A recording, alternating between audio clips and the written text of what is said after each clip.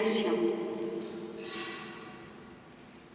Le Seigneur un jour m'a dit, dis-leur, enlevez le vêtement d'humiliation. Si vous avez été un jour, je suis allée au Laos, la Laotienne, comme elle était belle. Elle portait ses longues robes.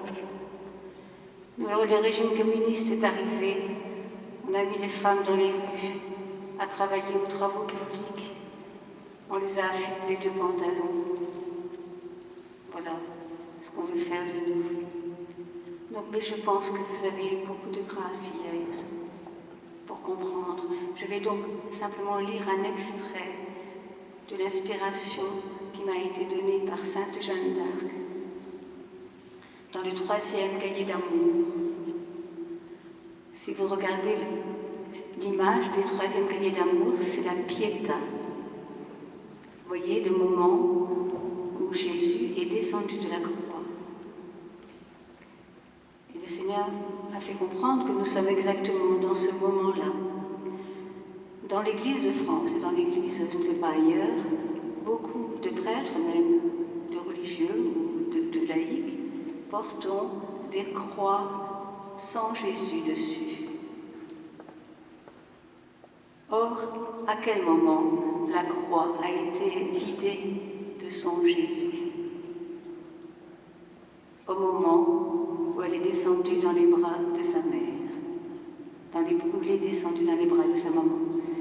Il m'a donné un signe pour les évangéliques et les protestants. Dans les temps que vous vivez, seuls pourront tenir ceux qui seront comme mon fils dans les bras de ma mère. Nous sommes au moment où l'Église catholique on veut mettre l'Église catholique au tombeau. N'est-ce pas? Les églises dans les villages sont fermées. Mais voilà, nous avons Marie qui baise chacune de nos plaies, comme elle a baisé chacune des plaies de son Fils. C'est un grand signe pour les évangéliques.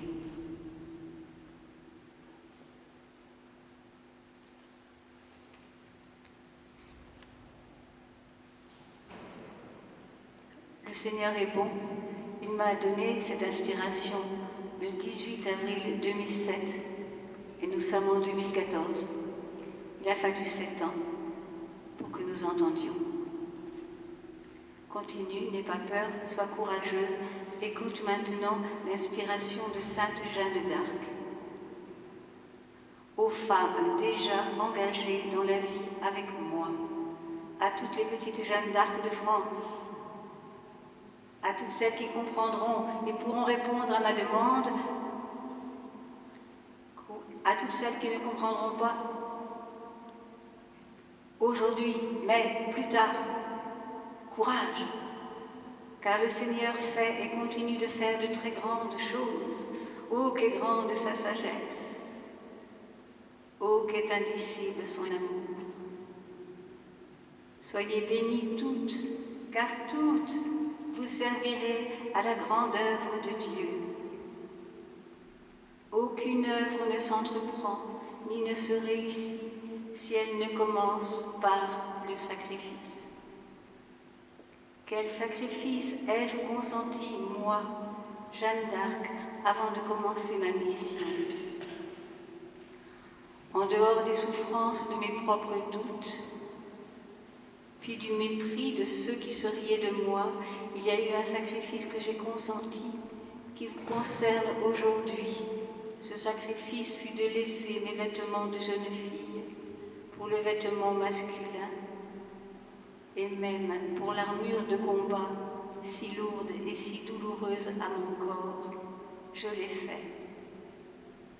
J'en ai beaucoup souffert, mais je l'ai fait pour sauver la France. Je voudrais vous demander si ce n'est peut-être pas nécessaire que je lise tout le texte, s'il te plaît, Odile. Parce que je vais le lire en partie. Vous irez le chercher parce que c'est long et je dois dire d'autres choses. Aujourd'hui, il vous est demandé le sacrifice inverse, celui de laisser les vêtements d'homme que vous portez pour reprendre les vêtements féminins. Soyez heureuses, ô mes petites sœurs de la terre, soyez heureuses, car le Seigneur vous a choisis pour être à mes côtés. Je ne suis plus seule au milieu des combats à mener pour sauver la France. Vous toutes, vous êtes avec moi. Cette inspiration, je la donne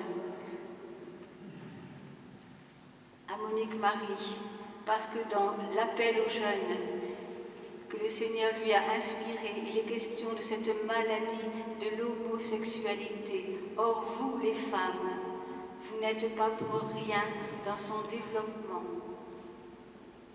La femme en France et dans de nombreux pays prend peu à peu ce qui appartient à l'homme, et ce jusqu'à l'appropriation de son vêtement.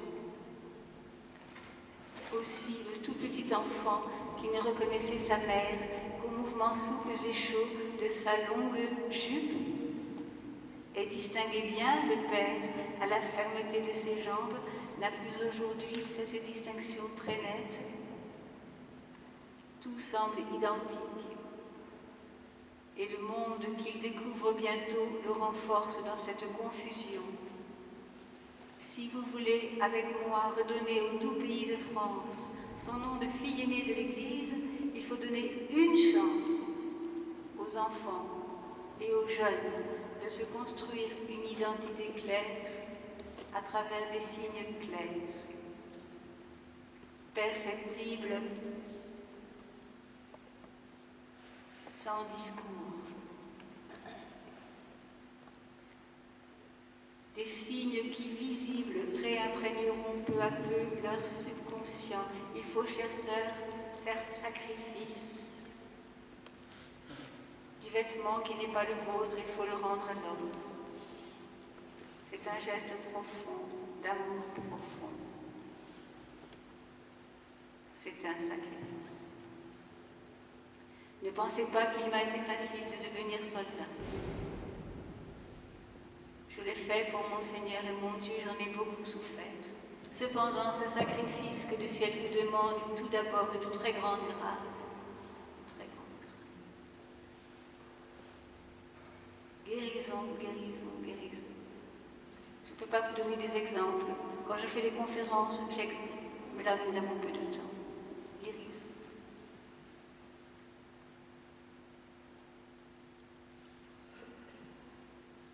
Derrière ce port de pantalon masculin et souvent indécent se cache toute la féminité blessée de votre génération. Si peu de femmes sont épargnées. La féminité est en lambeaux sur la terre de France, éplorée et gémissante. La femme n'en connaît plus ni le charme profond, ni la douceur. Elle ignore le respect et l'amour que cette féminité inspirerait de nouveau aux hommes. Or, ce sacrifice viendra peu à peu guérir cette blessure. Embaumer de célestes onguents vos corps harcelés et épuisés de n'avoir pu véritablement être aimés. Chères sœurs de la terre, j'ai besoin de vous. Le combat est d'envergure. Notre beau pays est en grave danger. Aimez. Aimez tous ces jeunes et ces enfants qui feront notre France de demain, sans parole. Montrez la féminité et ainsi l'indifférence avec la virilité. Priez pour tous mes frères et sœurs homosexuels qui ne connaissent plus le beau projet d'amour de Monseigneur Sidoux sur leur âme et sur leur corps. Ô larmes du ciel, larmes du ciel. Mes sœurs, pour mes frères les hommes, soyez des femmes. Le temps est venu d'aimer. Que mon Seigneur, votre Dieu, vous soutienne dans ce grand combat silencieux, avec entre les mains le chapelet de notre Sainte Mère. Amen. Jeanne d'Arc, par les mains maladroites, mais de bonne volonté, de Monique Marie.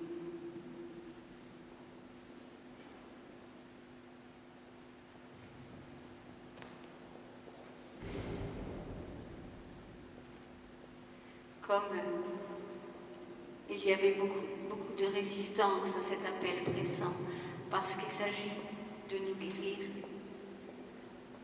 et qu'il faut du temps pour accepter de se laisser guérir. Le Seigneur m'a fait écrire ceci.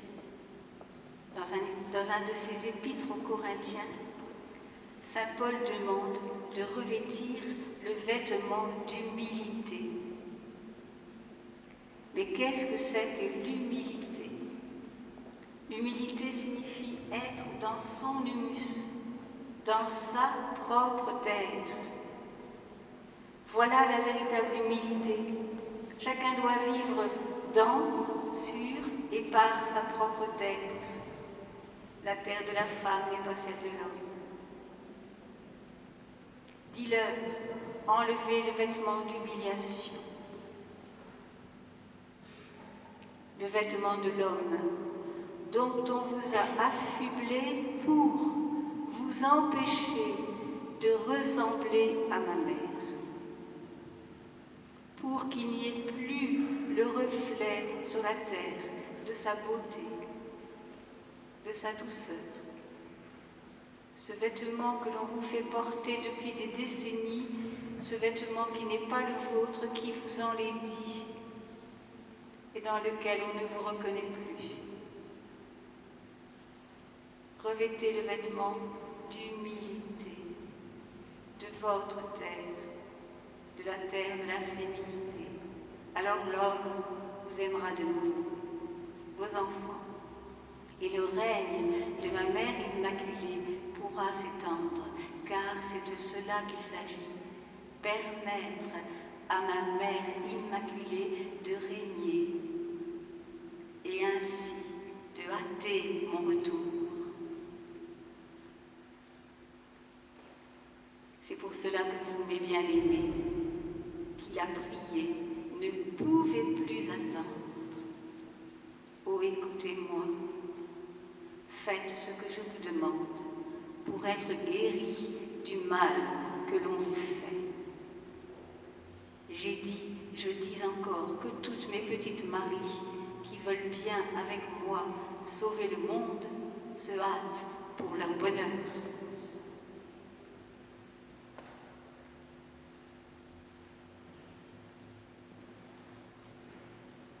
J'ai dit en plus à Monique Marie au cours d'une messe dans une abbaye bénédictine que le port du péché pour une petite âme qui connaît l'amour de la Vierge et l'amour de l'Église est un péché. Elle a écrit ce que je lui ai dit sans le comprendre et l'a laissé publier dans le 6e cahier d'amour. Elle l'a fait par obéissance, sachant qu'elle n'en retirerait aucun profit, sinon des critiques, des moqueries, des discussions et des mises en doute à partir de ce texte de tous mes cahiers. Elle l'a écrit parce que je lui ai vraiment dit et qu'elle ne peut pas ne pas écrire un jour ou l'autre ce que je lui dis. Maintenant, je vous explique ce qu'elle-même ne comprenait pas. Pourquoi est-ce un péché de porter le pantalon pour une femme? Parce que c'est un vol, un quadruple vol. On vole d'abord le vêtement de son père. On vole ensuite le vêtement de son frère. On vole le vêtement de son époux, puis celui de son fils. Or, le vol est bien un péché qu'on trouve nommé dès les premiers écrits de la Bible, dans les 10 commandements: tu ne voleras pas. Ce vol est à l'origine de beaucoup de souffrances. en effet volant sans le savoir. Sans le savoir. Ce qui ne nous appartient pas, on vole en même temps les souffrances de celui à qui appartient le vêtement.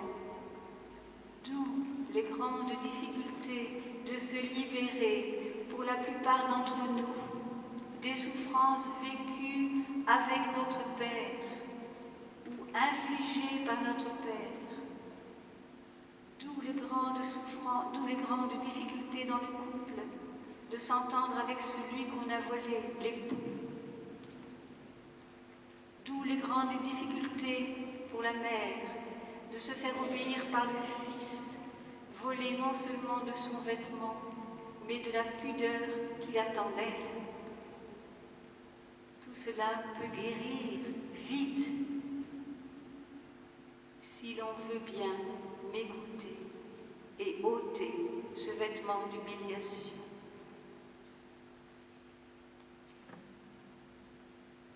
Votre Sauveur, qui veut toujours vous sauver, votre doux agneau, qui veut encore vous guérir, comme il l'a fait sur la terre sans cesse, votre doux amour, votre doux époux, votre Jésus, comprendrez-vous?